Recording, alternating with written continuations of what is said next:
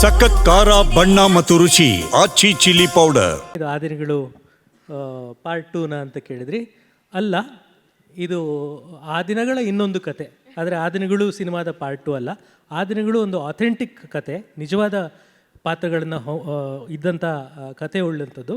ಆದರೆ ಇದು ಒಂದು ಕಾಲ್ಪನಿಕ ಕತೆ. ಇಲ್ಲಿ ಬರುವ ಯಾವ ಪಾತ್ರಗಳಾಗಲಿ ಸನ್ನಿವೇಶಗಳಾಗಲಿ ನಿಜವಾದಲ್ಲ.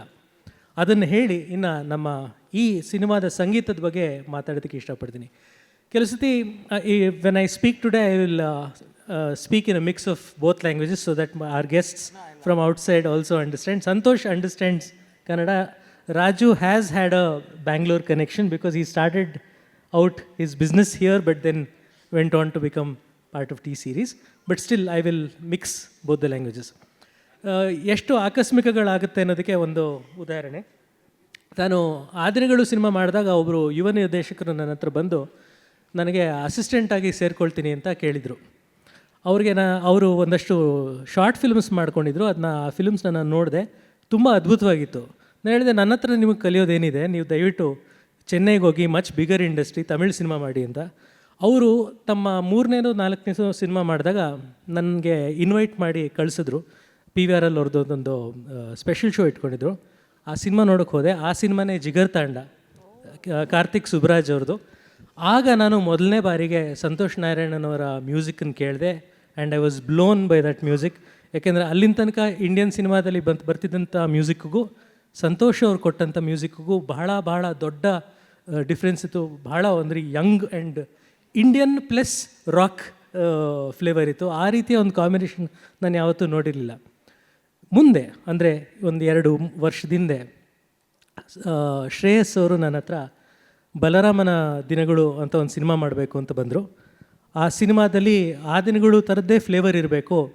ಆ ದಿನಗಳು ಇರೋ ಎಲ್ಲ ಪಾತ್ರಗಳು, ಅಂದರೆ ಮುಖ್ಯವಾಗಿ ಆ ದಿನಗಳಲ್ಲಿ ಇರೋ ಪಾತ್ರಗಳನ್ನೇ ಇಟ್ಕೊಂಡು ಆ ದಿನಗಳು ಪೀರಿಯಡಲ್ಲೇ ಸೆಟ್ ಮಾಡಿ ಒಂದು ಕಥೆಯನ್ನು ಮಾಡಬೇಕು ಅಂತ ಬಂದರು. ವಿನಯ್ ಗೌಡ ಅವ್ರು ಹೇಳಿದ್ರು, ಆ ದಿನಗಳು ಅದೇ ಪಾತ್ರಗಳನ್ನ ನೀವು ಆಯ್ಕೆ ಮಾಡಿದ್ದೀರ ಅಂತ. ಅದಕ್ಕೆ ಮುಖ್ಯವಾದ ಕಾರಣ ಶ್ರೇಯಸ್ ಅವರು ಮತ್ತು ಪದ್ಮಾವತಿ ಮೇಡಮ್, ನಮ್ಮ ಪ್ರೊಡ್ಯೂಸರ್ಸು.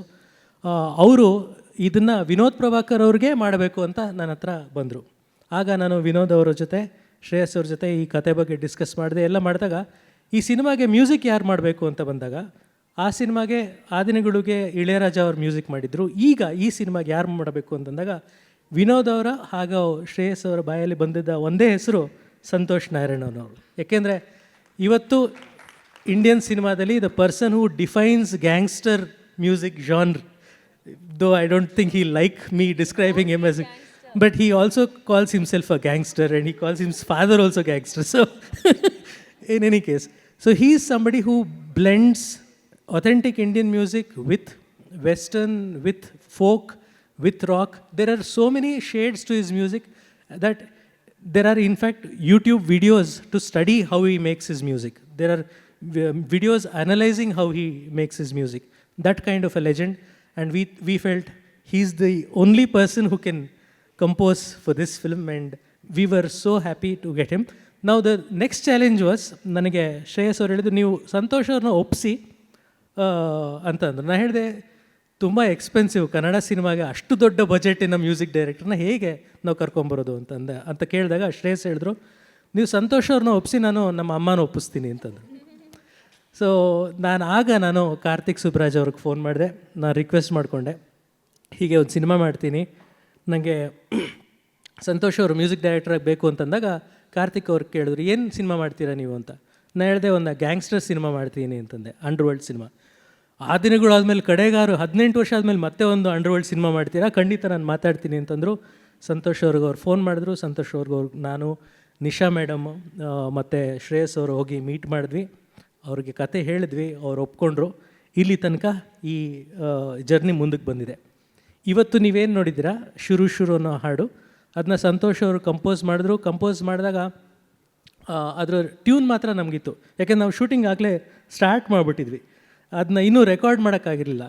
ಆ ಟ್ಯೂನ್ ನಾನು ಶೂಟ್ ಮಾಡುವಾಗಲೇ ನಾನು ವಿನೋದ್ ಅವ್ರಿಗೆ, ಪ್ರಿಯಾ ಅವ್ರಿಗೆ ಕೇಳಿಸ್ದೆ, ಜಯಂತ್ ಕಾಯ್ಕಿಣಿ ಅವ್ರಿಗೆ ಲಿರಿಕ್ಸ್ ಬರೆಯೋದಕ್ಕೆ ಕಳಿಸ್ದೆ. ಅವರು ಫಸ್ಟ್ ಟ್ಯೂನ್ ಕೇಳಿದಾಗ ಹೇಳಿದ್ರು, ಅವರು AR ರೆಹಮಾನ್ ಅವರ ಅಗನಗ ಅಂತ ಒಂದು ಹಾಡಿದೆ, ಅದನ್ನು ಬರೆಯುವಾಗ ಎಷ್ಟು ಚಾಲೆಂಜಿಂಗ್ ಆಗಿತ್ತೋ ಅಷ್ಟೇ ಚಾಲೆಂಜಿಂಗ್ ಇದು ಅಂತಂದರು. ಆಮೇಲೆ ಇನ್ನೊಂದೇನೆಂದರೆ ಜಯಂತ್ ಒಂದು ಸ್ವಲ್ಪ ಕಂಪ್ಲೇಂಟ್ ಮಾಡ್ತಾರೆ ಕೆಲವು ಸತಿ, how can he compose like this ಅಂತಂದರು. ಹಂಗಂದರೆ it's a very good song ಅಂತ ಅರ್ಥ, because he was challenged by the composition.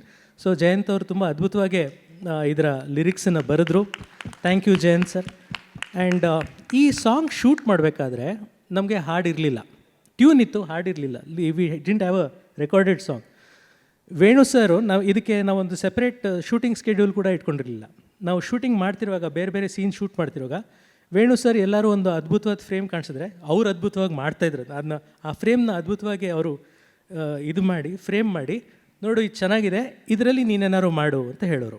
ಆಗ ನಾನು ವಿನೋದ್ ಅವ್ರಿಗೆ ಮತ್ತು ಪ್ರಿಯಾ ಅವ್ರಿಗೆ I would request them, see this is the frame and Venu has set this, what will you do?